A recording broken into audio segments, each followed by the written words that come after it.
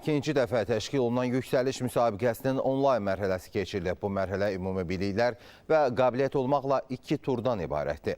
Onlayn mərhələdə bir ay ərzində yekunlaşdıqdan sonra müsabiqənin əyani mərhələsi başlayacaq. Qeyd edək ki, yüksəliş istedadlı kadrların seçilməsi, onların bilik və bacarıqlarının təkmilləşdirilməsi istiqamətində təşkil olunan müsabiqədir. Qaliblərə müəyyən qrantlar təqdim olunur və onlar bir il ərzində ictimai xadimlərin, müxtəlif dövlət qurumlarının və böyük şirkətlərin rəhbərlərindən karyera məsləhətləri almaq üçün fərdi inkişaf proqramında və təlimlərdə iştirak hüququ qazanırlar.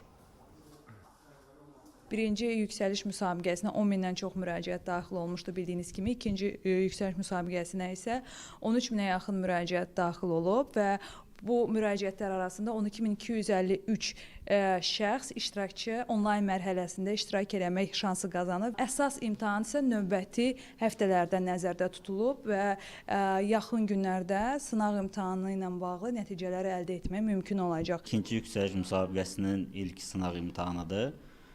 2000-dən çox müraciət daxil olubdur. 7 qaynar xəttimiz var. Bununla yanaşı bizə maila və sosial şəbəkələrə daxil olan müraciətlər də baxılır və dərhal cavablandırılır. Çalışırıq hər kəsə, kimdə ki imtahana daxil olmaqla bağlı problemi var, dərhal kömək eləyək.